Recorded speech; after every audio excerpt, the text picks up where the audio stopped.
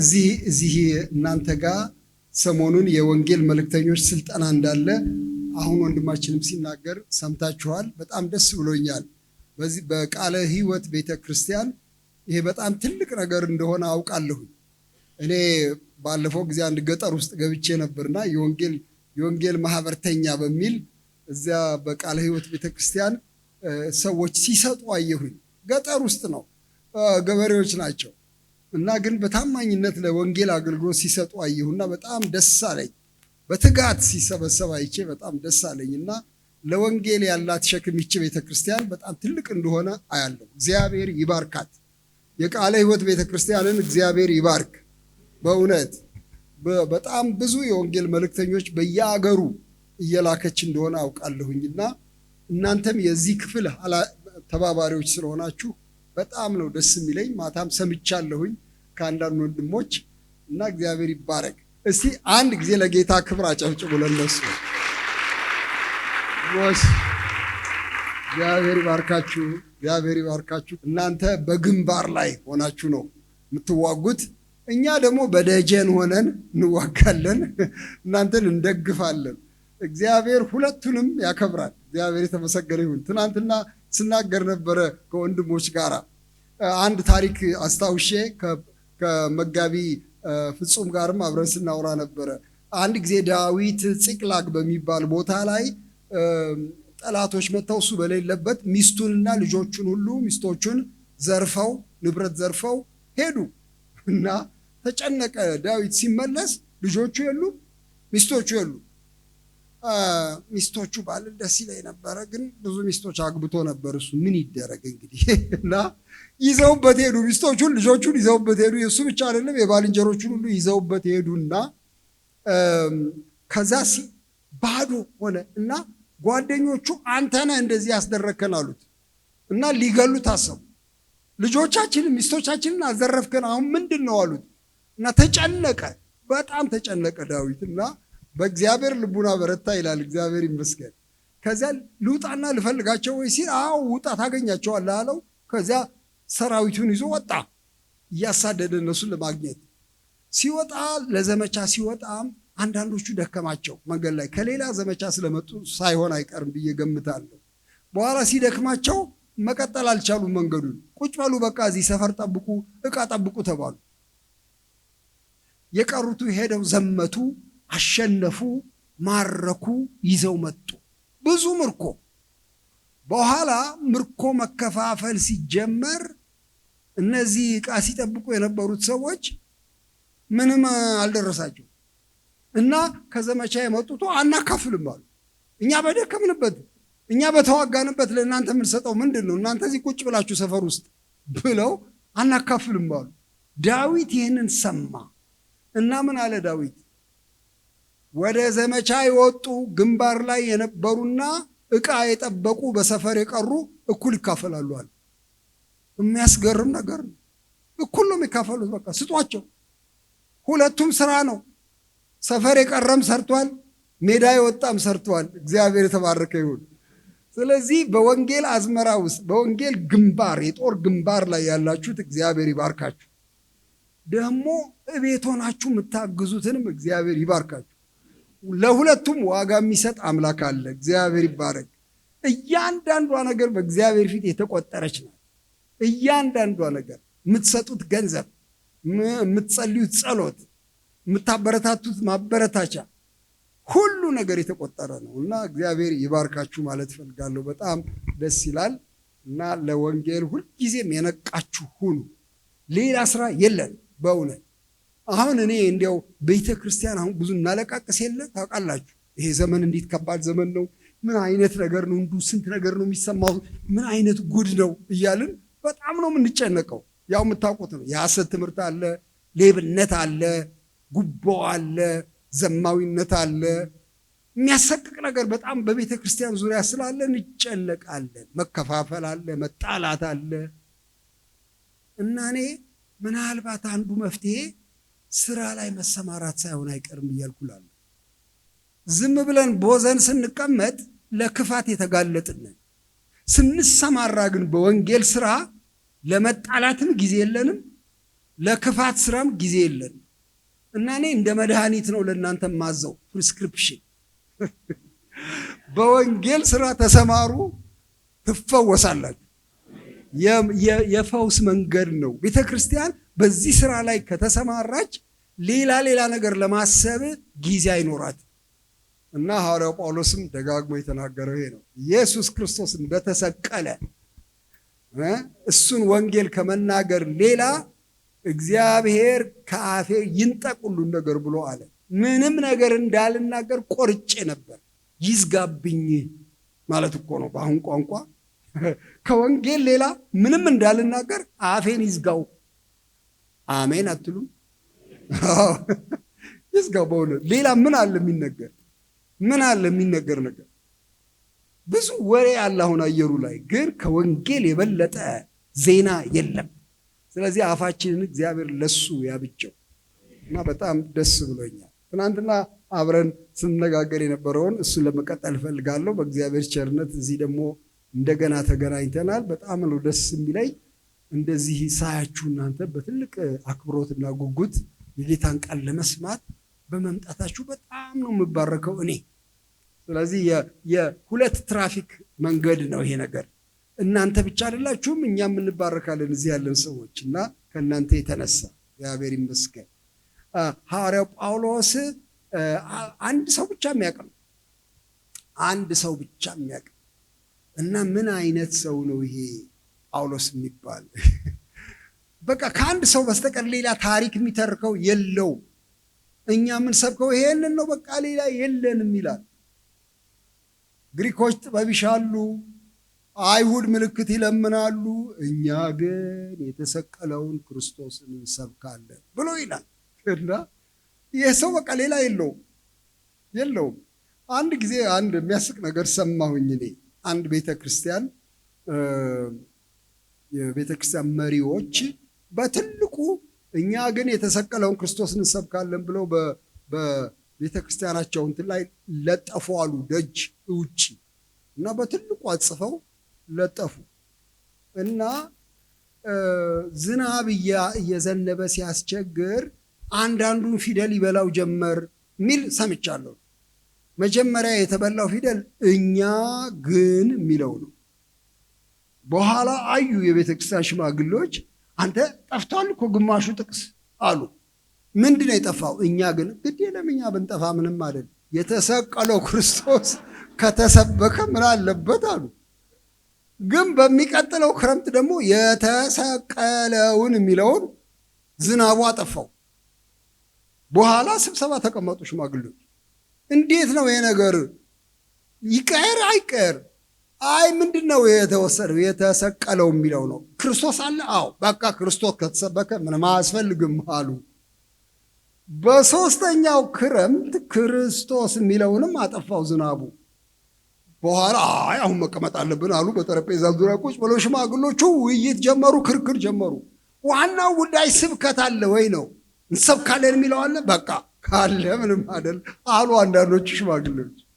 እና ቤተ ክርስቲያን ስብከት ብቻ መኖሩን ነው ማረጋገጥ የምትፈልገው ወይስ የሚሰበከው ክርስቶስ መሆኑ ያውም የተሰቀለው መሆኑ? ሌላ የላት።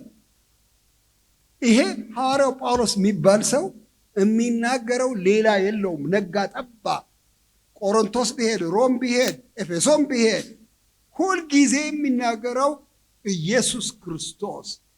አንድ ቀን እኔ ምን አሰብኩኝ፣ ይሄ ጳውሎስ ማለት መድኃኒት ቤት ቢከፍት አልኩኝ። መድኃኒት ቤት ቢከፍት፣ ፋርማሲ ቢከፍት ስንት አይነት መድኃኒት ነበር የሚደረድረው ብዬ እንዲሁ ገመትኩኝ በልቡ ላይ። እና ለሚመጣው ሁሉ ኧረ ራሴን አሞኛል እባክህ መድኃኒት ስጠኝ ጳውሎስ ለሚለው ሁሉ ይሰጠዋል ክርስቶስን። ኧረ እባክህን እኔ ከሚስቴ ጋር ተቸግሬያለሁ እንዴት እንደምኖር አላቅም እባክህ እንደው መድኃኒት ይገኝ እንዲሁ ይሆን እንዴ ካለው ክርስቶስን ይሰጠዋል። እያቃሰተ የሚመጣ እግሩን የሚያነክሰው ክርስቶስን ይሰጠዋል። ሌላ መድኃኒት የለም። በቃ ሁሉን ያድናል። ይኸው የአንድ መድኃኒት ፋርማሲ ይባላል። የጳውሎስ ፋርማሲ አንድ ብቻ መድኃኒት፣ ሌላ አያውቅም። ይሄ ቆላሲስ መጽሐፍ እሱ ነው። በአንድ ወገን እሱ ብቻ፣ ስለ እሱ ብቻ፣ ከእሱ ብቻ ይሄንን የሚናገር ነው ይሄ መጽሐፍ።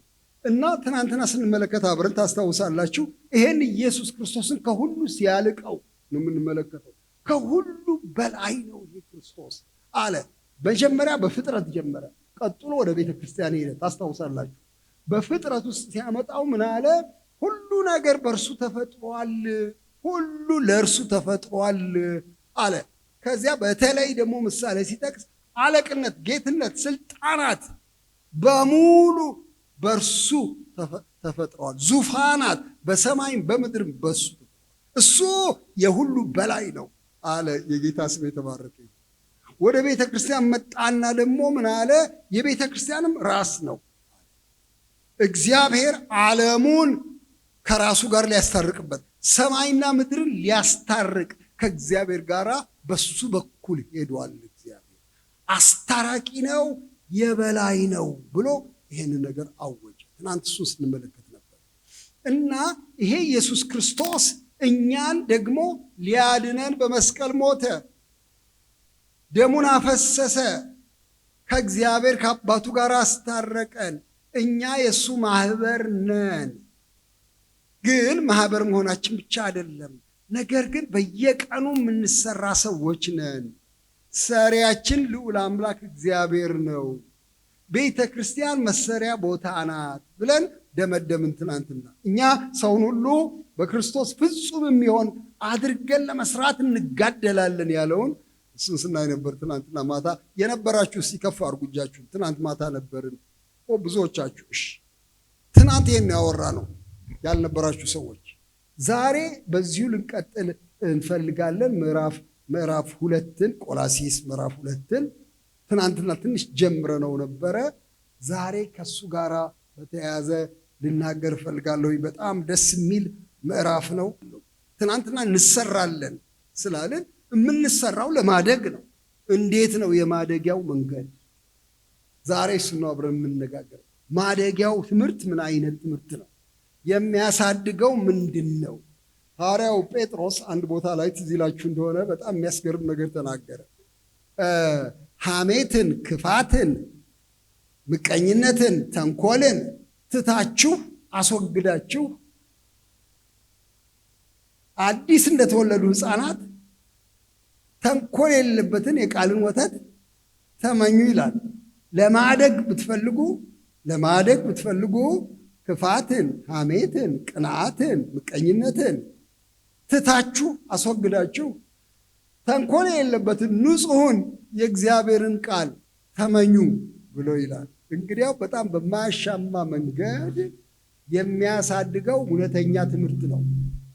የሚያሳድገው እውነተኛ ቃል ነው እና ሌላውን ተውት።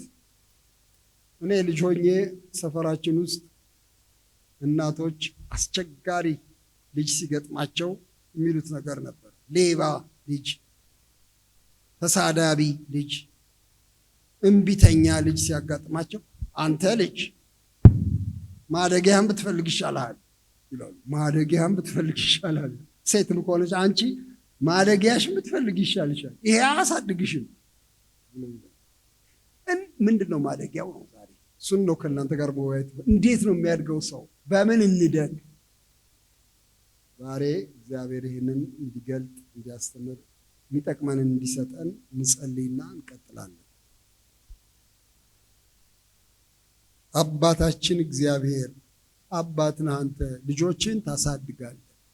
አሳዳጊ እግዚአብሔር ሆይ አሳድገን እባክህ፣ በእውነት አሳድገን። እነዚህ እህቶቼ ማደግ ይፈልጋሉ፣ ወንድሞቼ ማደግ ይፈልጋሉ። እዚያው እንጭጮ ነው ሊቀሩ አይፈልጉም። በመንፈሳዊ ነገር ማደግ ይፈልጋሉ። እንፈልጋለን ጌታ ሆይ፣ ከዓመት ዓመት እዚያው መቅረት አንፈልግም። እባክህ የማደጊያውን መንገድ አሳየን። የማደጊያውን ትምህርት ንገረን። እግዚአብሔር ሆይ የማደጊያውን ሞዴል ስጠን። አቤቱ እባክህን በቅዱስ ቃልህ በኩል እውነተኛ እድገት ምን እንደሆነ እባክህ ዛሬ ማታ አመልክተን። ስምህ ይባረክ በኢየሱስ ክርስቶስ ከፍ ያለ ስም አሜን።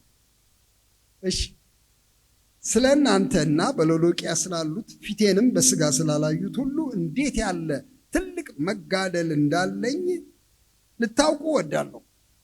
እወቁልኝ ይላል ጳውሎስ። እወቁልኝ፣ እኔ ተጋድሎ ላይ ነኝ፣ ግብ ላይ ነኝ፣ ፍልሚያ ላይ ነኝ ይላል። አላያችሁኝም፣ ግን እጋደላለሁ ስለ እናንተ። ሌሎችም አሉ፣ ለእነሱም ሁሉ እጋደላለሁ። ምን እንዲሆን? ልባቸው እንዲጸና በፍቅር ተባብረው በማስተዋል ወደሚገኝበት ወይም ማስተዋል ወደሚገኝበት ወደ መረዳት ባለጠግነት ሁሉ እንዲደርሱ የእግዚአብሔርን ምስጢር እርሱንም ክርስቶስን እንዲያውቁ እጋደላለሁ ይላል። በጣም የሚገርም ነገር ነው። በቃ ሌላ ነገር የለኝም። ተጋድሎዬ አንድ ሰው እንዲያውቁ ነው። ክርስቶስ ይባላል። ምስጢር ነው፣ የእግዚአብሔር ምስጢር ነው። እሱ እንዲተነተንላቸው፣ እንዲብራራላቸው፣ እንዲገባቸው እጋደላለሁ። ጌታን እንዲያምኑ ብቻ አላለም፣ እንዲያውቁት እጋደላለሁ። ለምን አንድ ሰው ብቻ ወቁ እያልክ ትጋደላለህ? ይኸው የተሰወረ የጥበብና የእውቀት መዝገብ ሁሉ በእርሱ ነው። ማንም በሚያባብል ቃል እንዳያስታችሁ ይህን እላለሁ። በሥጋ ምንም እንኳ ብርቅ በመንፈስ ከእናንተ ጋር ነኝና ሥርዓታችሁንም በክርስቶስም ያለውን የእምነታችሁን ጽናት እያየሁ ደስ ይለኛል ብሎ ይላል ሐዋርያው ጳውሎስ።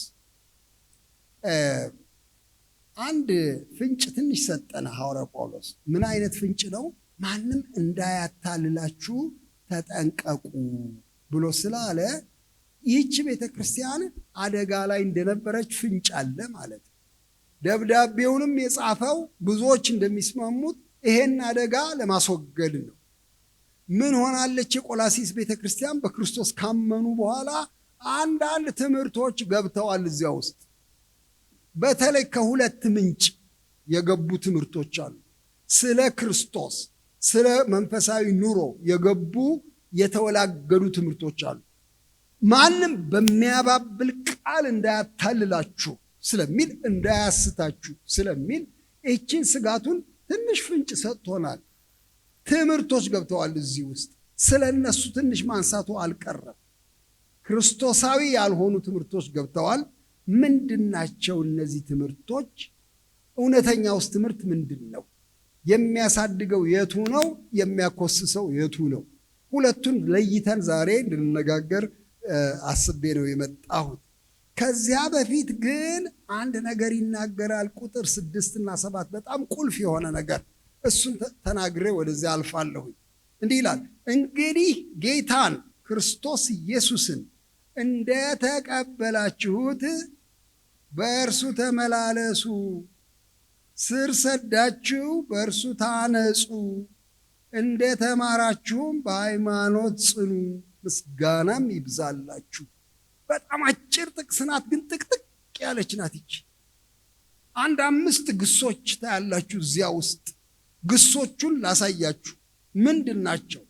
ክርስቶስን ተቀበላችሁት። መቀበል በሉ እስቲ። አዎ፣ በእርሱ ተመላለሱ፣ መመላለስ በሉ።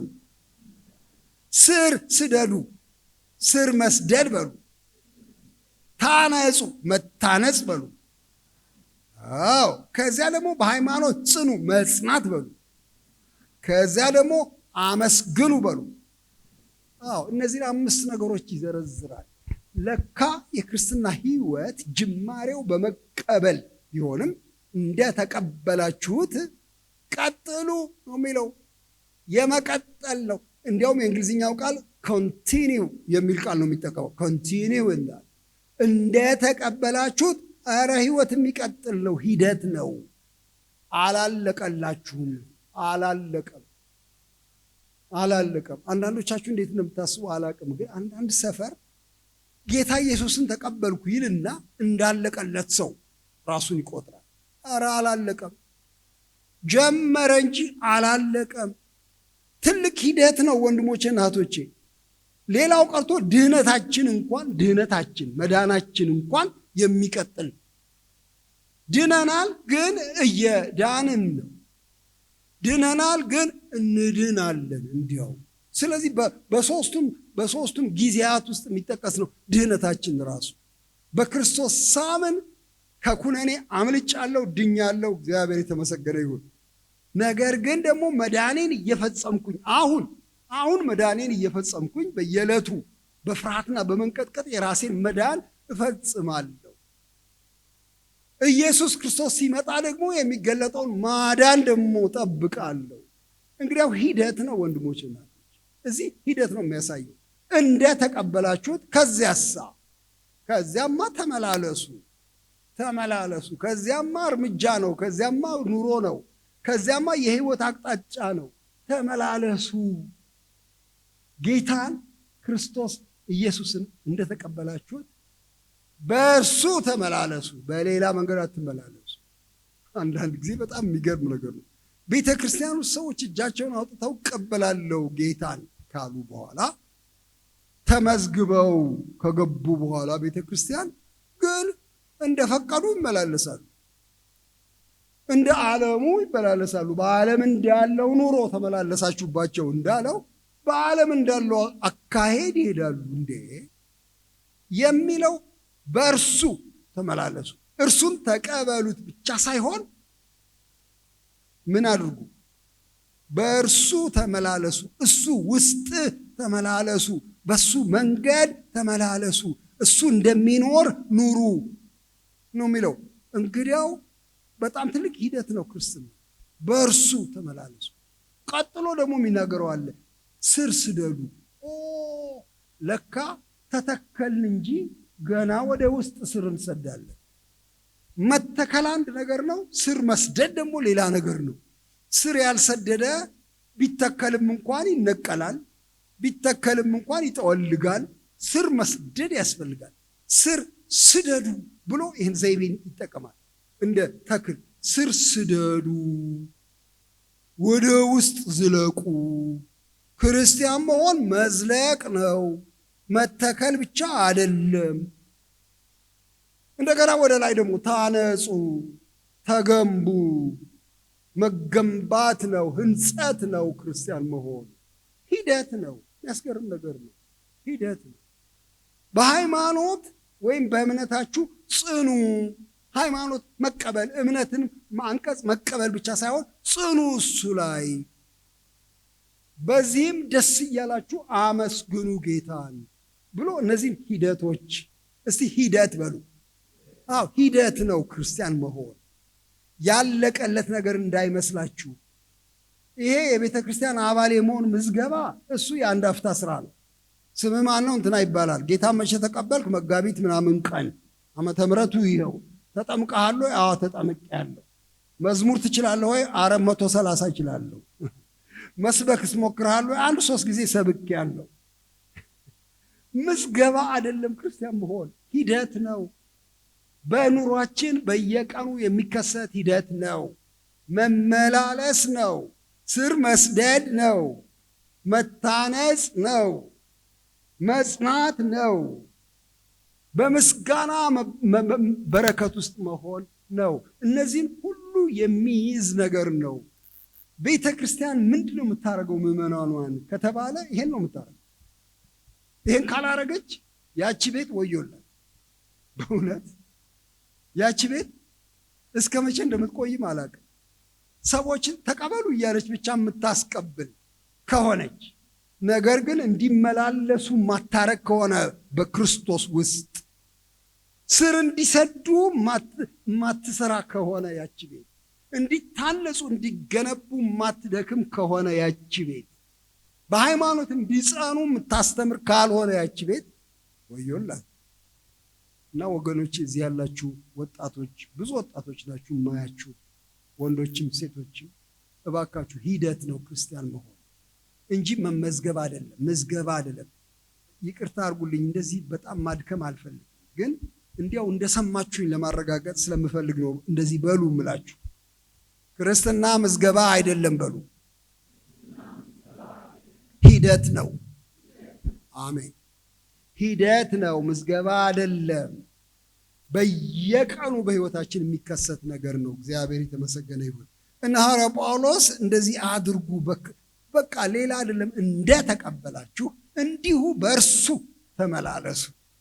ብሎ ይሄን ነገር በጣም አጥብቆ ይናገራል። እንዴት አይነት ትልቅ ሂደት እንደሆነ ሲያሳየን ነው።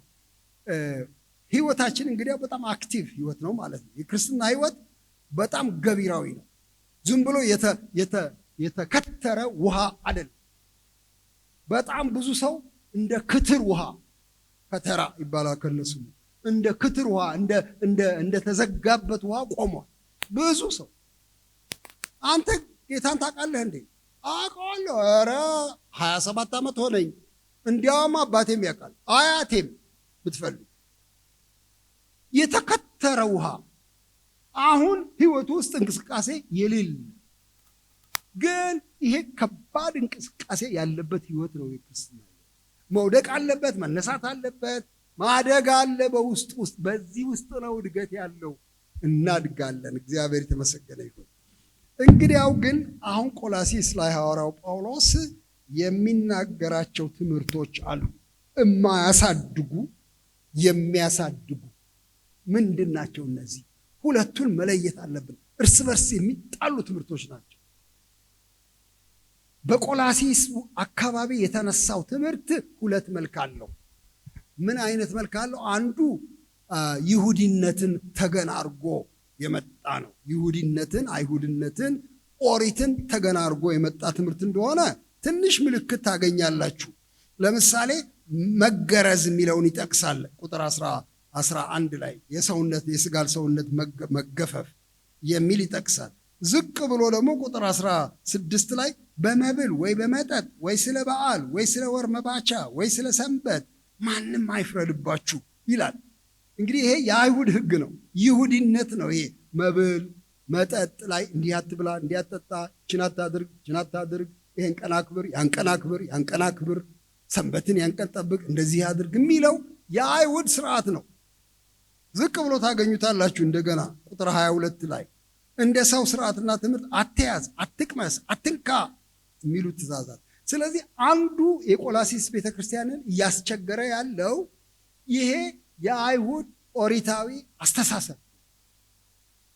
ክርስቶስ ብቻ አይበቃም። አመንኩ ነው የምትለው። ታዲያ ማመን ብቻ እንዴት ይበቃል?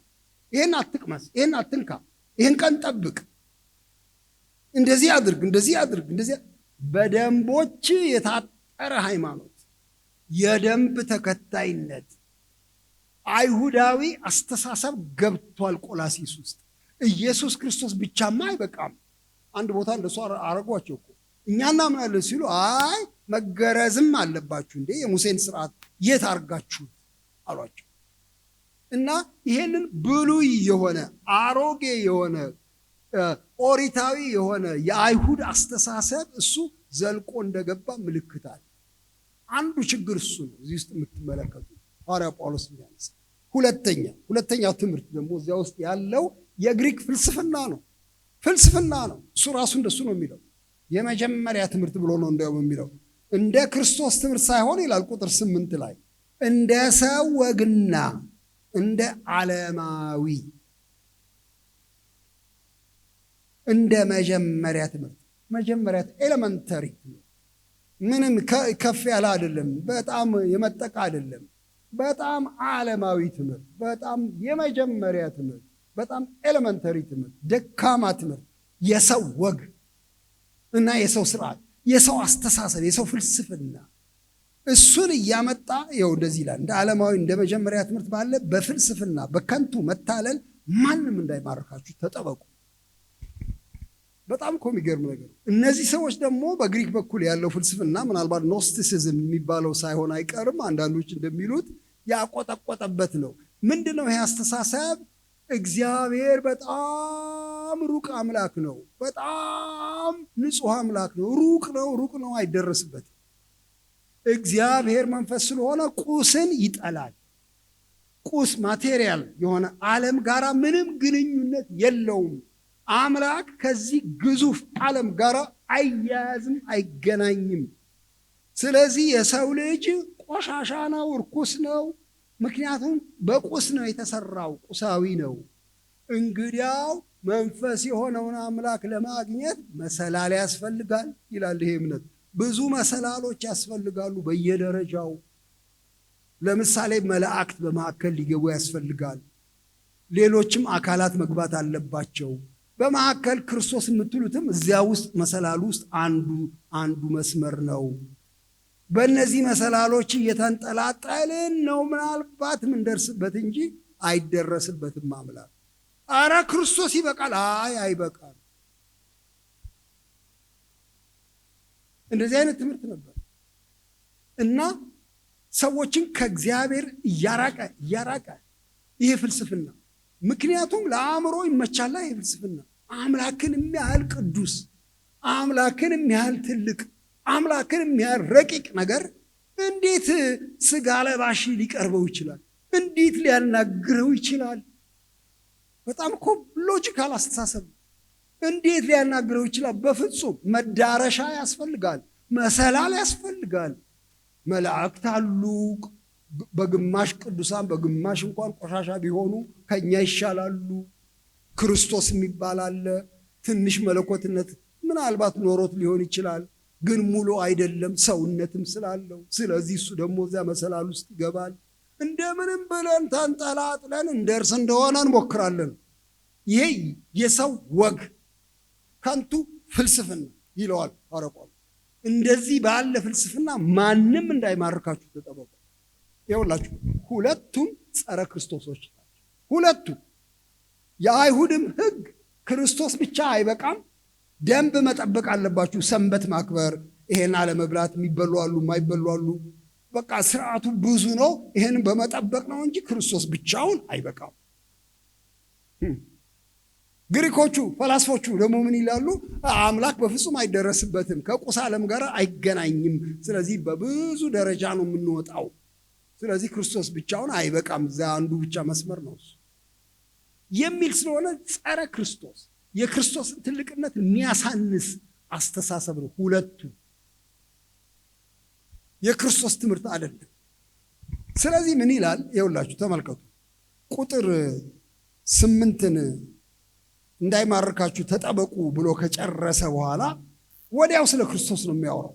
በእርሱ የመለኮት ግማሽ በሰውነት ተገልጦ ይኖራል ይላል። እንዴት ዝም ትላላችሁ እናንተ? አረ ግማሽ አይደለም፣ በእሱ የመለኮት ሩብ ይኖርበታል ይላል።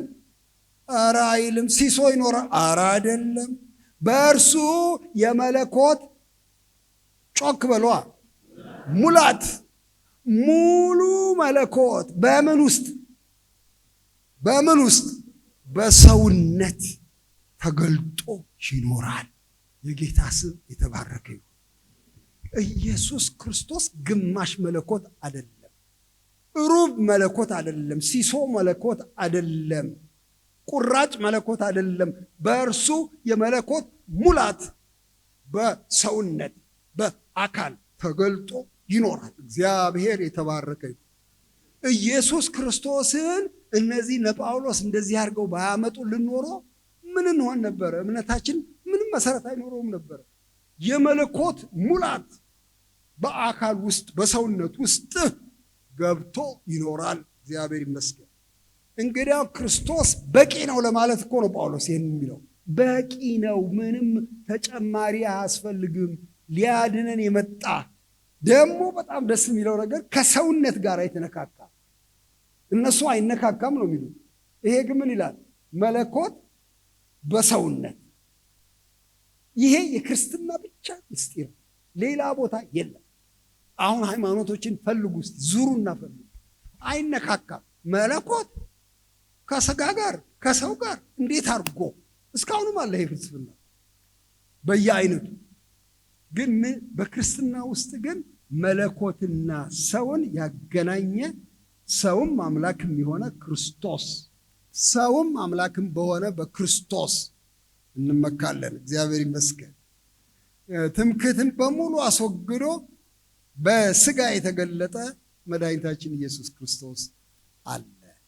ለሁለታችንም ቅርብ የሆነ ሁለታችንንም የሚያውቅ አለ። እግዚአብሔር የተመሰገነ ይሁን። ኢየሱስ ክርስቶስ እንዴት ድንቅ አምላክ ነው! እንዴት ድንቅ አምላክ ነው!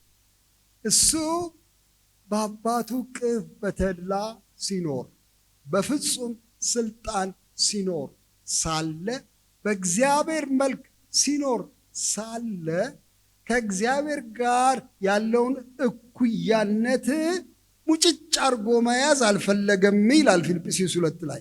ነገር ግን በፈቃዱ ተወው፣ ራሱን ባዶ አደረገ፣ በምስሉም እንደ ሰው ተገኝቶ ራሱን አዋረደ። በዚህ ምክንያት አባቱ ከስም ሁሉ በላይ ያለውን ስም ሰጠው፣ እጅግ ከፍ ከፍ አደረገው። በኢየሱስ ስም በሰማይም በምድርም ያሉ ሁሉ ይንበረከኩ ዘንድ መላስም ሁሉ ኢየሱስ ክርስቶስ ጌታ እንደሆነ ይመሰክር ዘንድ ነው ብሎ ይህንን ይናገራል። እንግዲያው ጌታችን ኢየሱስ ክርስቶስ መለኮት ነው፣ ከሰማይ የመጣ ነው፣ በስጋ ያደረ ነው።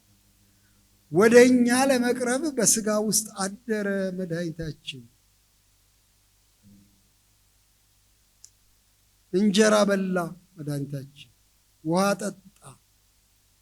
የሰማይ ጌታ በመሬት አፈር ላይ ሄደ፣ በታንኳ ተሳፈረ፣ እንቅልፍ ተኛ፣ ታመመ። መድኃኒታችን ሕመማችንን ሁሉ ተሸከመ፣ ሞተ፣ ሰው ሆነ። ጌታ ኢየሱስ ትሕትናው፣ ምሕረቱ እጅግ የሚያስደንቅ። አንድ ጊዜ መጋቢዎችና እንደ ዛሬው ሚስዮናውያን ወንጌላውያን ተሰብስበው አንድ ቦታ አስተምር ነበር። ሳስተምር ወንድሞቼ ባካችሁ እንደ ኢየሱስ ክርስቶስ ሁኑ አልኳቸው። እንደ ጌታ ኢየሱስ እንሁን ባካችሁ። ስጋ ሆነ እኮ እሱ፣ ስጋ እንሁን አልኳቸው። ወደ ሰው ልቅረብ፣ እስቲ ስጋ እንሁን፣ እስቲ አንራቅ ከሰዎች፣ እስቲ አንራቀቅ ባካችሁ፣ ወደ ሰው ጠጋ እንበል፣ ስጋ እንሁን አልኩኝ። በኋላ ረፍት ወጣን፣ የሻይ ረፍት ወጣን ስብሰባው መካከል እና በሻይ ረፍት ጊዜ መጣ አንድ ወንድም፣ ወንጌላዊ ነው፣ ብዙ የሚታወቅ አይደለም። መጣ ወደ እኔ መጣና ወንድም ንጉሴ ቅድም የተናገርከው ገብቶኛል አለ። ምኑ አልኩኝ። ስጋ ሁኑ አላልክም? አዎ ብያለሁ፣ እኔ ሆኛለሁ አለ። በኋላ ላጣራ ፈለኩኝ። ምንድን ነው የሆንከው አልኩኝ። ቀስ ብዬ በቃ አንተ እንዳልከው ስጋ ሆኛለሁ አለ። ምን ማለት ነው አልኩኝ። ልንገርህ አለኝ።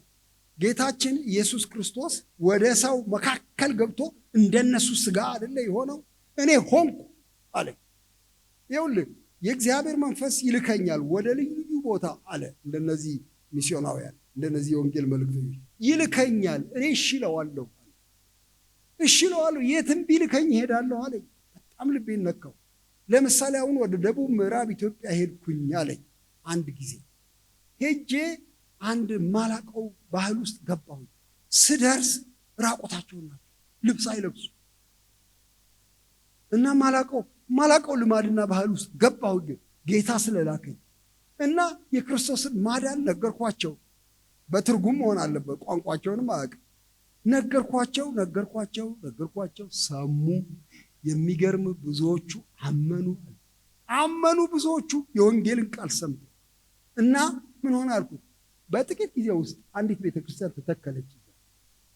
አንዲት ትንሽ ቤተክርስቲያን ተተከለች። አማኞቹ አንድ ላይ ሆነው በጣም ደስ አለኝ። እግዚአብሔር ስራውን ሰራ አለ። ከዚያ አልኩት።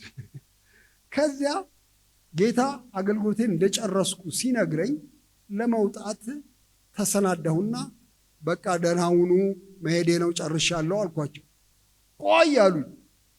ምን ነው አልኳቸው። ቆይ አንድ ጊዜ ቆያሉ። ከዚያ እንዴ እንሸኛሃለን፣ ግብዣ ድግስ ደግሰን ነው የምንሸኛሃለን። እሺ አልኩና ቆየሁ። ድግሱን ልንገርህ አለኝ። ምንድን ነው ድግሱ አልኩ። ትልቅ ብረት ድስት አመጡ። በብረት ድስት ውስጥ ውሃ ጨመሩ። ውሃውን አፈሉት። ተፍለቀለቀ፣ ውሃው ተፍለቀለቀ አለኝ። ከዚያስ አይኔ እያየ ዶሮይቱን ሳብ አርገዋት ከመንገድ ክር አረጓት ብረት ድስት ውስጥ። አዎ ምን ሆነች? ሙክክ አለቻ፣ በሰለች። ታዲያ ምን ሆነ አልኩት። ከዚያማ በቃ ትልቅ ትሪ ያመጡና ግልብጥ አረጓት። ብላ ወንድማችን ብላ ብለው ጋበዙኝ አለ። በላህ እንደ አንተ አልኩ። ወንድም ንጉሴ ታዲያ ምን አረጋለሁ? በላው እንጂ አለኝ። ደነገጥኩ። እኔ ብሆን ምን አረጋለሁ ብዬ ደነገጥኩ። እንዴት ሆናለሁ እኔ ብሆን? በላሁ አለኝ።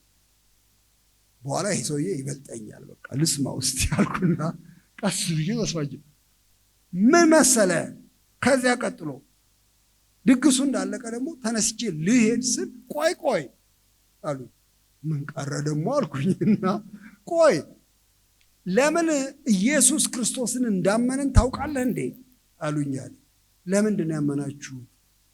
ስማ ይሄ ኢየሱስ ክርስቶስ የሚባለውን ሰው አናውቀውም፣ ግን ከሩቅ አገር አንተን ሂድና ጠይቃቸው ካለ በጣም ጥሩ ሰው መሆን አለበት።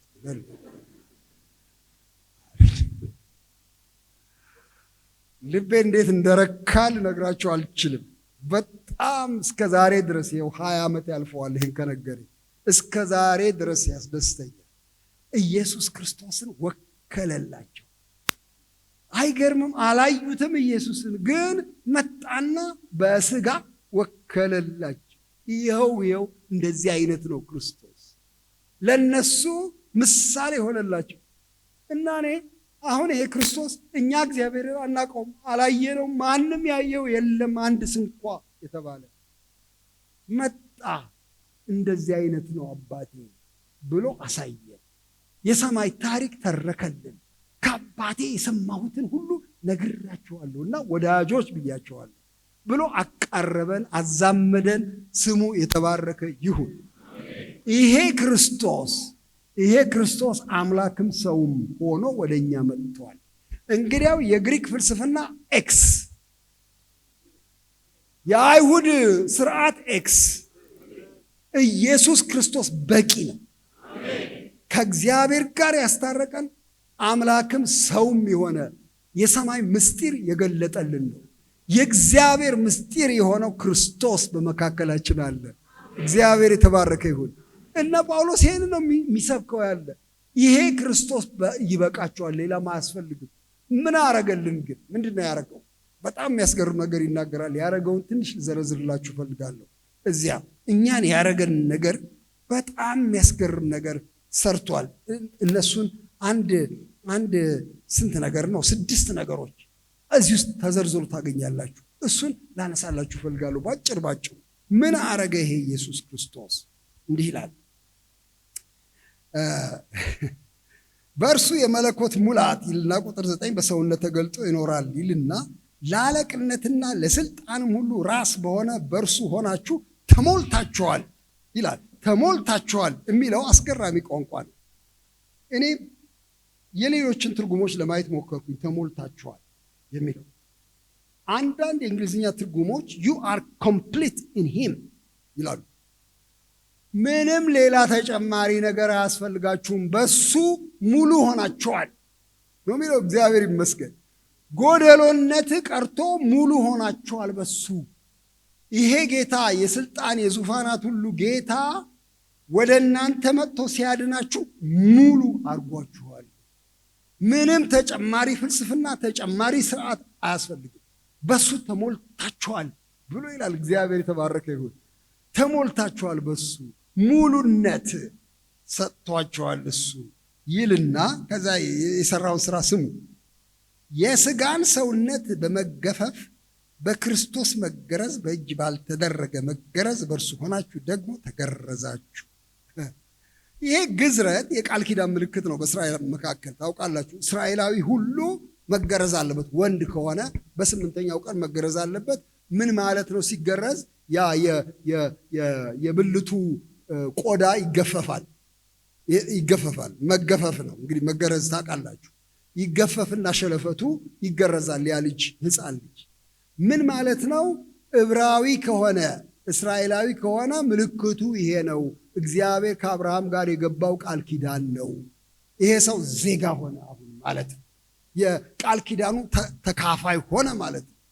እና እኛ የተገረዝነው በአይሁድ ስርዓት አይደለም። ስጋዊ አስተሳሰባችን፣ ኃጢአተኛ ማንነታችን ተገፈፈ። እግዚአብሔር የተባረከ ይሁን። በሰው እጅ የተደረገ ግዝረት አይደለም ነው የሚለው። በሰው እጅ አይደለም ነው የሚለው፣ በክርስቶስ የተደረገ። እግዚአብሔር ይመስገን። እኛ ተገርዘናል። ምን ማለት ነው? ኃጢአተኛ ማንነታችን ከላያችን ላይ ተገፏል። እግዚአብሔር የተባረከ ይሁን። ትንሽ አስደነግጣል ይሄ ንግግር። ወንድም ንጉሴ እውነትህን ነው፣ እኔ አሁንም ኃጢአት እሰራለሁ፣ እውነትህን ነው፣ ይሄ ነገር ተገፏል፣ እርግጠኛ ነህ የሚል ጥያቄ ያስነሳል። አውቃለሁ። ግን ይሄ ነው ጌታ ኢየሱስ የሰራለን። ይሄንን ስጋዊ ማንነት፣ ይሄንን ኃጢአተኛ ማንነት ጌታችን ኢየሱስ ክርስቶስ ከላያችን ላይ ገፈፈው። እግዚአብሔር የተመሰገነ ይሁን። ልክ ነው፣ አልፎ አልፎ በኃጢአት እንወድቃለን። ነገር ግን በእግዚአብሔር ዘንድ ግዝረት ተካሄደ፣ ተገረዝን። እሱ ብቻ አይደለም የሚለው፣ ዘላይታችሁ እንደሆነ በጣም የሚገርም ነገር ደግሞ ይናገራል። በጥምቀትም ከእርሱ ጋር ተቀበራችሁ ይላል። ወይ እኛ የሞትን ሰዎች የተቀበርን ሰዎች ነን። ይሄ በጣም የሚያስገርም ነገረ መለኮት ነው። ተቀበራችሁ ስትጠመቁ ምን ማለታችሁ ነው? የለሁም ለዓለም ሞትኩ፣ በቃ ሞትኩኝ። ዓለም እንዳትፈልጊኝ ሞቻለሁ። እኔ ለስጋ ሞቻለሁኝ። በቃ ዲያብሎስ ስማ፣ ለአንተ አልኖርም፣ ሞትኩ፣ በቃ ሞትኩ።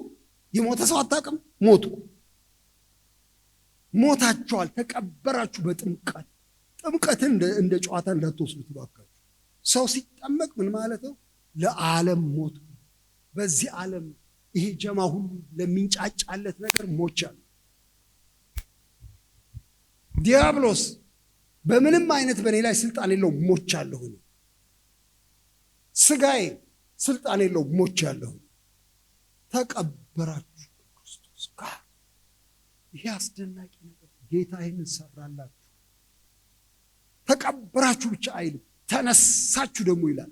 በትንሣኤው ደግሞ ተነሳችሁ ይላል። ቀጥሎ የሚያስገርም ነገር ነው። ለአዲስ ህይወት ብቅ አላችሁ፣ ለአዲስ ኑሮ ብቅ አላችሁ። እማታውቁት አይነት የህይወት አካሄድ ውስጥ ገባችሁ። አሁን ክርስቶስን ማወቅ ማለት፣ ክርስቲያን መሆን ማለት አዲስ መንገድ ውስጥ መግባት ነው። መሻሻል አይደለም።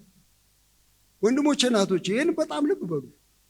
እኔ እንደ ወደ ጌታ ብመጣ ትንሽ ሳይሻሻል አይቀርም ባህሪ።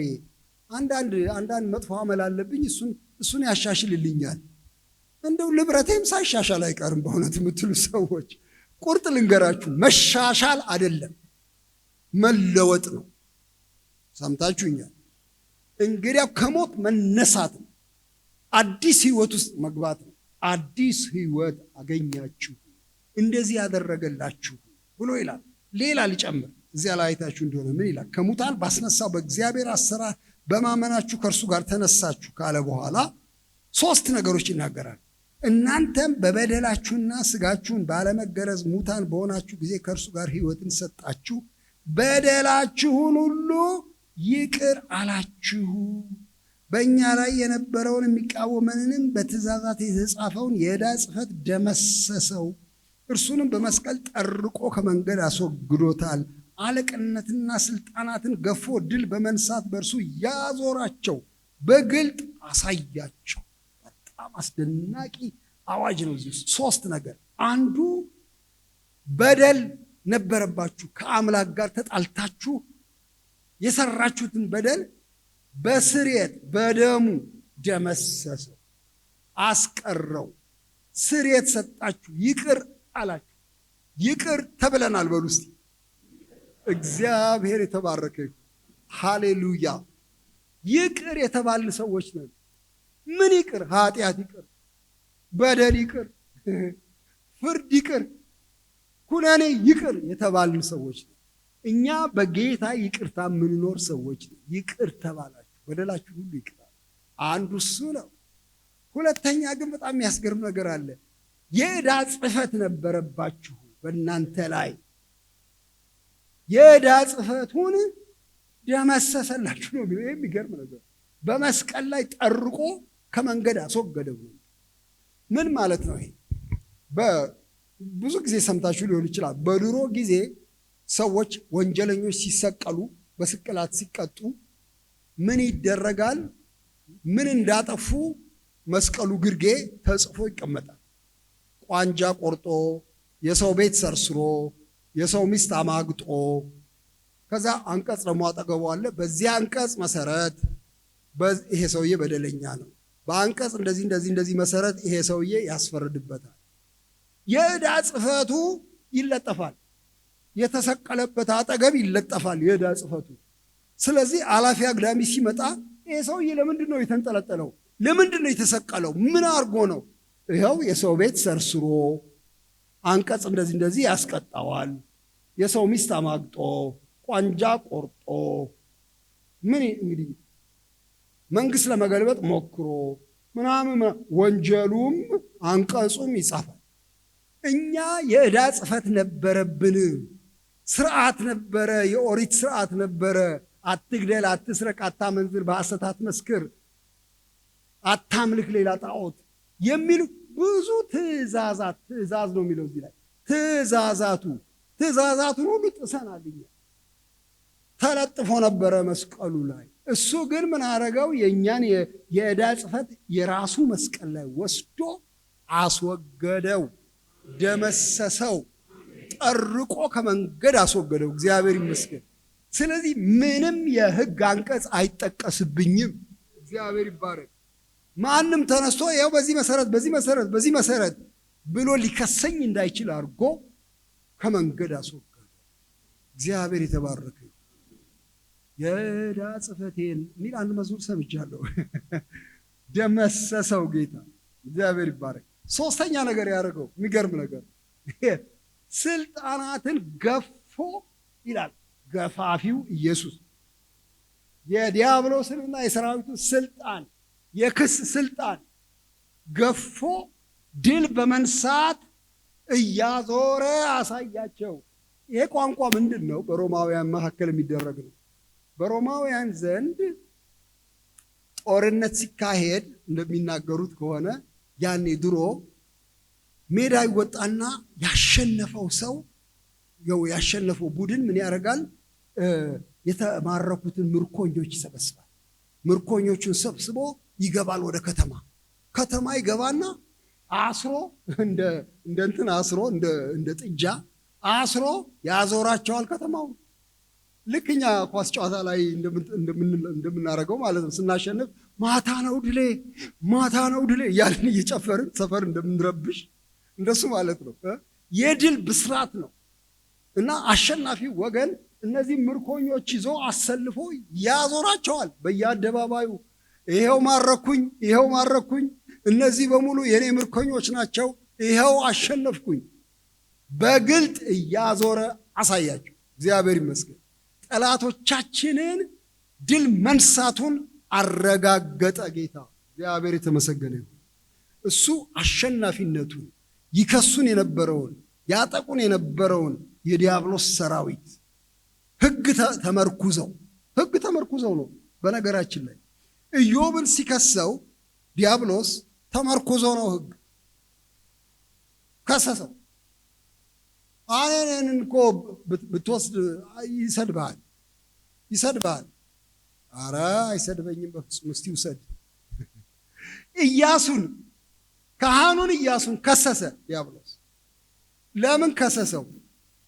እድፋም ልብስ ለብሶ በእግዚአብሔር ፊት ቆሞ ነበር እና ማሳጣት ጀመረ። ይሄ ኢያሱ ቆሻሻ ካህን፣ ይሄው ልብሱ እድፋም ነው፣ ንጹሕ አይደለም በፊት እያለ ሲከሰው እግዚአብሔር ይገስጽህ፣ ዝም በል፣ ቀይሩለት፣ ጥምጥሙን ልብሱን አውልቁ ቀይሩለት ተባለ። ይሄንን ከሳሽ አሳፈረልን። እግዚአብሔር ይመስገን። እና ድል በመንሳቱ እያዞረ በግልጥ አሳያቸው ብሎ ይናገራል። እንግዲህ ልብ እንድንል የሚያስፈልገው ጌታ ኢየሱስ ክርስቶስ ይሄን ሁሉ ሰራልን። ቅድም የዘረዘርናቸውን ሁሉ ሰራልን። በቂ ነው አይደለም? ኧረ በቂ ነው፣ በጣም በቂ ነው። ታዲያ ምን ይሁን ነው አሁን ጥያቄው። አሁን ወደ መጨረሻው ልመጣ ነው። ታዲያ ምን ይሁን? ጌታችን ኢየሱስ ክርስቶስ የመለኮት ሙላት ያለበት ኢየሱስ ከሰው ወግና ፍልስፍና ከሰው ስርዓትና ደንብ በላይ የሆነ ነገር አረገና እኛ እንዳንከሰስ አድርጎ እስከ መጨረሻው አዳነን። እግዚአብሔር የተባረከ ይሁን። ታዲያ ከዚህ በኋላ እንዴት እንኑር? እሺ ያው ስሙ፣ አሁን ስሙ። እንግዲህ ዘርፎር እንደዚህ ከሆነ በመብል ወይም በመጠጥ ወይም ስለ በዓል ወይም ስለ ወር መባቻ ወይም ስለ ሰንበት ማንም አይፍረድባችሁ። ለምንድን ነው የማይፈርድብን? እነዚህ ሊመጡ ያሉት ነገሮች ጥላ ናቸውና አካሉ ግን የክርስቶስ ነው። ለካ ሕግ ሁሉ ሲጻፍ የነበረው ይችን እንዳትበሉ፣ ይችን አሞራ እንዳትበሉ፣ ይችኛውን ብሉ፣ ይህን ግመል እንዳትበሉ፣ ይሄኛውን እንስሳ ብሉ ሲባል የነበረው ለካ ምሳሌ ነው፣ ጥላ ነው። ለካ የእግዚአብሔርን ቅድስና ለማሳየት የተሰጠ መመሪያ ነው። ለካ ጥላ ነው እንጂ እስከ ክርስቶስ ድረስ የሚያሳይ የሚያመለክት ማስተማሪያ ነው እንጂ ዘላቂ አይደለም። ለካ ዋናው አካሉ ክርስቶስ ነው። እግዚአብሔር የተመሰገነ ይሁን። መጣልን እሱ። አሁን እሱን መታዘዝ ነው እንጂ ያለብን እችን አይነት እግሯ የተሰነጠቀች ብላ አትብላ፣ እሱን አይደለም የምንከተለው። እችን ቀን ጠብቅ፣ እችን ቀን አትጠብቅ፣ እሱን አይደለም የምንከተለው። አሁን ማንም አይፍረድባችሁ። ይኸው ትሕትናንና የመላእክትን አምልኮ እየወደደ ባላየውም ያለ ፈቃድ እየገባ በስጋዊ አእምሮ በከንቱ እየታበየ ማንም አይፍረድባችሁ ይልና በጣም ልቤን የነካኝን ዛሬ ማታ ይህን ተናግሬ ልጨርስ እፈልጋለሁ። እንደዚህ ያለ ሰው ይሄ አሁን አትቅመስ፣ አትንካ፣ ይህን ጠብቅ እያለ የሚኖር ሰው ራስ ወደሚሆነው ወደ ኢየሱስ ማለት ነው አይጠጋም። ሩቅ ነው ከክርስቶስ። ከእርሱም ከክርስቶስ አካል ሁሉ በጅማትና በማሰሪያ ምግብን እየተቀበለ እየተጋጠመም እግዚአብሔር በሚሰጠው ማደግ ያድጋል። ይኸውላችሁ የእውነተኛው እድገት መንገድ ይሄ ነው። የእውነተኛ እድገት መንገድ አትቅመስ፣ አትንካ ብሎ ተናኮታዊ በሆነ ሜካኒካል በሆነ ስርዓቶች መመላለስ አይደለም። ቸርች እመጣለሁ እንዳትቀር ከቸርች ዛሬ ቀረሁ፣ ወይኔ ዛሬ ቀረሁኝ፣ ምን ያደረገኝ ይሆን እግዜሩ በሚል አይደለም። እንደዚህ ባለ ሜካኒካል መንገድ አይደለም። አስራቴን ሰጥቻለሁ፣ ወይኔ ዘንድሮ ረሳሁኝ፣ ምን አይነት ነገር ይቀስፈኝ ይሆን እንዲህ አምላክ በሚል ተናኮታዊ ሜካኒካል መንገድ አይደለም ማደግ ያለው። እንደዚህ አይነት አይደለም እድገት። ራስ ወደሚሆነው ወደ ክርስቶስ መምጣት፣ ከእርሱ ከሚገኝ ምግብ በጅማት እርስ በርስ ከሱ ጋር በተያያዘ ሁኔታ እግዚአብሔር በሚሰጠው ማደግ ነው የሚታደገው። በእንግሊዝኛ ቫይታል ሪሌሽንሽፕ ይባላል። በጣም ህያው የሆነ ግንኙነት ያስፈልጋል ለማደግ። ከክርስቶስ ጋር ያልተቆራኘ ምንም ህግ ቢጠብቅ አያድግም። ምንም ቸርች ሳያሰልስ ቢመጣ፣ አስራቱን ሳያሰልስ ቢሰጥ፣ ለወንጌል አገልግሎት ሩቅ አገር ቢሄድ አያድግም። የሚያድገው ከክርስቶስ ጋር ህያው በሆነ ግንኙነት ሲጣመር ነው። ከራስ ከሚሆነው ጋር ሲያያዝ ነው። ወንድሞች እናቶች፣ ጌታ ኢየሱስ ከሩቅ ሊጎበኘን የመጣ እንግዳ እንዳይመስላችሁ። አብሮን ሊኖር የፈቀደ የእኛ ባልንጀራ ዘመዳችን ነው። እግዚአብሔር ይባረክ። የጌታ ስም የተባረከ ይሁን። በእውነት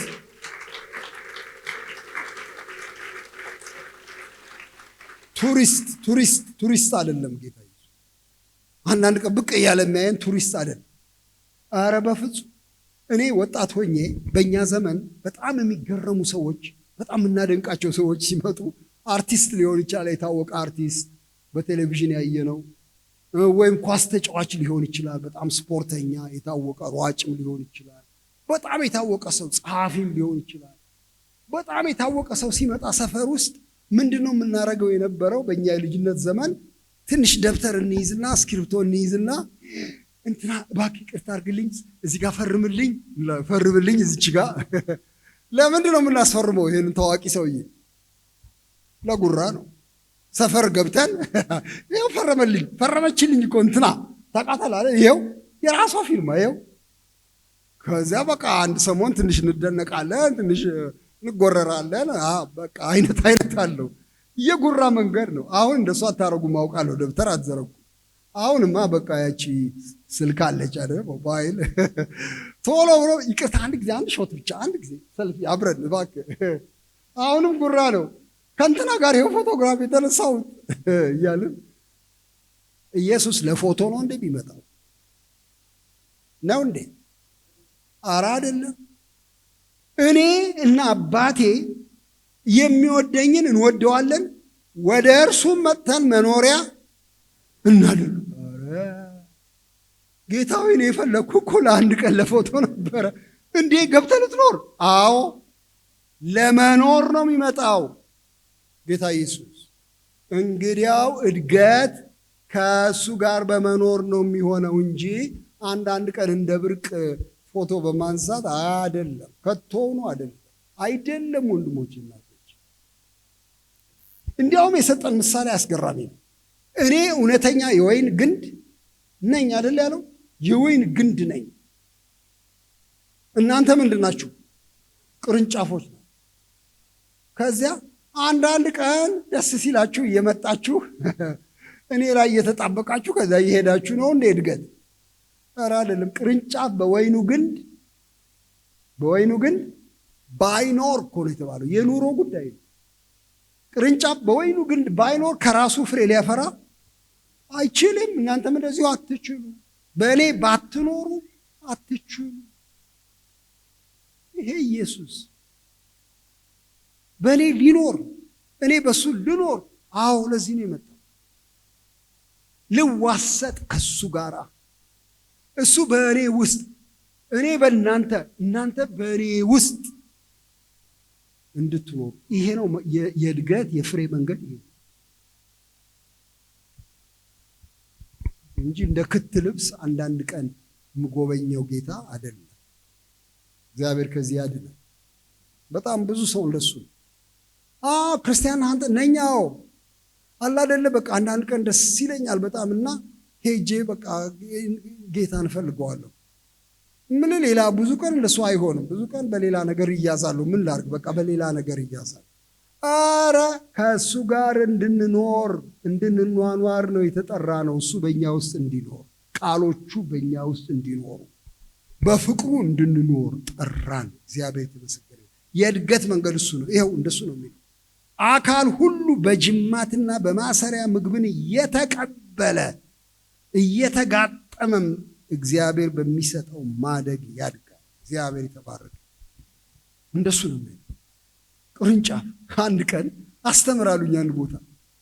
እባክህ ፍሬ ማፍራት እንዴት ነው የሚቻለው አስተምር አሉኝ እና አንድ ቦታ ሄድኩኝ ለማስተምር ተሰናዳው። ስሰናዳ ያው እንግዲህ የወይን ግንድ አለ፣ በግንዱ ላይ መኖር ነው አልኩኝ። በቃ ከሱ እየተመገቡ መኖር ነው አልኩኝ። በኋላ እሱን አስተምሬ እሱን ወረቀት ላይ ጽፌ ልሄድ ስል መንፈስ ቅዱስ እኔ የምልህ ገበሬ እኮ አለ አለኝ። ምን እንዴ? እውነትም ዮሐንስ 15 ላይ እውነተኛ የወይን ግንድ እኔ ነኝ ብሎ ቀጥሎ ምን ይላል? ገበሬውማ ገበሬ አለ፣ አትክልተኛ አለ። እንዴ ምን ይሰራል እሱ? እሱማ ዋና ስራ አለው። ምንድነው ስራው? በእኔ ያለውን የሚያፈራውን ቅርንጫፍ አብዝቶ እንዲያፈራ ምን ያደርገዋል? ያጠራዋል። ለካ ገበሬ አለ አልኩኝ። በኋላ ለካ ገበሬ አለ። እኔና ኢየሱስ ክርስቶስ አብረን ስንኖር ገበሬው እየመጣ የማያስፈልግ ነገር ይቆራረጣል ማለት ነው። የበለጠ እንዳፈራ ያጠራኛል።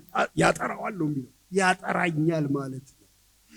የማያስፈልግ ወሬኛ ምላስ ካለኝ ትንሽ ከርከም ያደርግልኛል ማለት ነው። የማያስፈልግ ሐሜት የሚጣፍጠው ጆሮ ካለ ትንሽ ከርከም ያደርግልኛል ማለት ነው። የማያስፈልግ የሚቃብዝ አይን ካለ ረጋ ብለህ ቀጥታ ተመልከት ይለኛል ማለት ነው። ይገርዘኛል፣ ያጠራኛል፣ ያጠራኛል፣ ያጠራኛል። ገበሬው ትጉ ነው። እግዚአብሔር የተመሰገነ ይሁን። እግዚአብሔር አባታችን ትጉ ገበሬ እየኮተኮተ የሚያሳድገን ልጁን እንድንመስል ብዙ ፍሬ እንድናፈራ የሚያረግ ለካ በጣም ቢዚ ገበሬ ነው። በጣም ቢዚ ወይኩ አልኩኝ። በቃ ያንን አየሁና ጌታ እግዚአብሔር ወይ እንግዲህ አንተ የተሰማራህበት የወይን እርሻ ነውና በቃ እንግዲህ የምትሰራውን ስራ፣ የምትቆርጠውን ቁረጣ፣ የምታርመውን አርማ። እንግዲህ ፍሬ ማፍራት ነው የምፈልገው እኔ፣ ከግንዱ መለየት አልፈልግም። የምታቃናውን አቃና። እንግዲህ አብዝቶ እንዲያፈራ ያጠራዋል። እግዚአብሔር ይመስገን። ስለዚህ ከግንዱ ጋር ያለን ግንኙነት ነው የእድገት መንገድ። እውነተኛ እድገት እሱ ነው። በዚያ መንገድ እናድጋለን። ይሄ ሐዋርያው ጳውሎስ እሱን ነው በጣም አድርጎ የሚናገረው። ይሄ እድገታችን በፍሬና በዛፍ ተመስሏል። በቅርንጫፍና በዛፍ በህንፃና በጡቦችም ተመስሏል። ያው የምታውቁት ነው። ወደ ዋናው ወደ ሕያው ድንጋይ የቀረባችሁ እናንተ እንደ ሕያዋን ድንጋዮች ሆናችሁ በእርሱ ታነጹ፣ መንፈሳዊ ቤት ለመሆን ተሰሩ ብሎ ስለሚለን ለካ ክርስቶስ ማዕከል ነው ለእድገታችን። ወደ እሱ ስንመጣ ነው የሚሰራው። ምንታነጸው፣ ስር ምንሰደው በእርሱ ነው። እግዚአብሔር የተባረከ ይሁን። ስለዚህ እንዲህ ይላል አሁን ሲጨርስ፣ ከዓለማዊ ከመጀመሪያ ትምህርት ርቃችሁ ከክርስቶስ ጋር ከሞታችሁ እንደ ሰው ስርዓትና ትምህርት አትያዝ፣ አትቅመስ፣ አትንካ ለሚሉት ትእዛዛት በዓለም እንደምትኖሩ ስለምን ትገዛላችሁ? ይሄ እኮ በጣም ርካሽ የሆነ ፍልስፍና ነው የሚለው። ስሙ እንዴት እንደሚል፣ እነዚህ ሁሉ በመደረግ ሊጠፉ ተወስነዋልና ይሄ እንደ ገዛ ፈቃድ በማምለክና በትህትና ስጋን በመጨቆን ጥበብ ያለው ይመስላል። እውነት እኮ ነው። በጣም ያሳስታል። ሎጂካል ነው። ስጋዬን ብጨቁነው እንደምንም ብዬ እንዲሁ በጣም ትሁት ብሆን እንደምንም ብዬ እግዚአብሔርን ላስደስት ይችል ይሆናል የሚል የስርዓት መንገድ ነው ይሄ ይመስላል። በእርግጥ ግን አሟላጭ ነው። ስሙ፣ በጣም የሚገርም ንግግር ተናገረ። ስጋን በመጨቆን ጥበብ ያለው ይመስላል። ነገር ግን ስጋ ያለ ልክ እንዳይጠግብ ለመከልከል ግን ምንም አይጠቅም። ስጋ እንደዚህ አይያዝም፣ በስርዓትና በደንቦች አይገዛም። ስጋ እኮ ኃይለኛ ነገር። ስጋ የኛ ፍላጎት፣ የኛ ስጋዊ ምኞት አትቅመስ፣ አትንካ፣ አትሂድ በሚል እሺ አይልም። አሟላጭ ነገር ነው። ሞክራችሁ ታውቃላችሁ? እኔ ብዙ ቀን ሞክሬያለሁ። ውይ ጌታ ሆይ አሁንም አሟለጨኝ፣ አሁንም አልቻልኩበትም። በቃ ከሚቀጥለው ሳምንት ጀምሮ በምንም አይነት ሄጄ ረብ በቃ ይሄን ወር ተወኝ፣ በሚቀጥለው ወር ሄጄ ክብልል። አይሰራም ማለት ነው። አይሰራም ማለት ነው። እንደዚህ ወደ ግንዱ ስጣበቅ፣ የግንዱን ምግብ ሳገኝ፣ የግንዱ መንፈስ በውስጤ ሲገባ መንፈስ ቅዱስ ምኞቴን መለወጥ ይጀምራል። መንፈስ ቅዱስ አካሄዴን ማረቅ ይጀምራል። ወንድሞችና እህቶቼ፣ ክርስትና በእግዚአብሔር ጉልበት የሚኖር ኑሮ ነው። በሰው ሳይሆን በማጉልበት በአምላክ ጉልበት የሚኖር ኑሮ ነው። ዋናው ጉዳይ ከሱ ጋር ለመሆን ብቻ ሁልጊዜ ፍቀዱ። ከግንዱ ላይ አትውረዱ፣ ከህንፃው ላይ አትፈናቀሉ። ከሱ ጋር ጌታ ሆይ። አንድ ሰው ምን አለ? ሰባኪ ነው፣ አንድ አሜሪካዊ ሰባኪ ነው። በጣም ልቤን ነካኝ። ቆይቷል ከሰማሁት፣ አሁን 25 ዓመት ይሆናል። እኔ የምላችሁ እኔ ወደ ጌታ ነው የምገሰግሰው። ወደ ጌታ ሌላ የት ሄዳለሁ? ወደ እርሱ ነው የምገሰግሰው። ግን መንገድ ላይ በወድቅስ ይልና በወድቅ አቧራዬን አራግፌ እንደገና ቀጥላለሁ። ታዲያ የት ሄዳለሁ? ድሮስ ማን ነበርኩ ይላል። እና ልቤን ነካኝ በጣም። ድሮስ ማን ነበርኩኝ እኔ? አራግፌ አቧራዬን ተነስቼ እንደገና ቀጥላለሁ ከጌታ ጋር። ምንም ሌላ ምርጫ የለኝም። በቃ ከሱ ጋር የእውነተኛ እድገት መንገድ እሱ ነው። እግዚአብሔር የተባረከ ያሳድጋችሁ ጌታ፣ በእውነት ያሳድገን። በእውነት አሳድገን የሚል መዝሙር አለን አለ። በእውነት አሳድገን። ይሄ ዝም ብሎ ያለው ኩፍታ፣ ይሄ ያደጉ የመምሰል በሽታ ከላያችን ላይ ይገፋ። ይሄ በቃ ብዙ መዝሙር የመዘመር ብዙ ስብከት የመስበክ በጣም መንፈሳዊ የመምሰል ይሄ ትህትና የሚመስል ነገር እና ይሄ በራስ በኩል የሚደረግ ጥረት እሱ አይደለም። ምንም ማስመሰል አያስፈልግም። ከሱ ጋር ስጣበቅ ግን ሌላ ነገር ያረገኛል ጌታ፣ በእውነት ያረገኛል። እኔ አንዳንድ ቀን የእግዚአብሔር መንፈስ ልቡናዬን ሲሞላው አውቀዋለሁ። ልቡናዬን በጣም ሲሞላው ምን እንደነካኝ አላውቅም።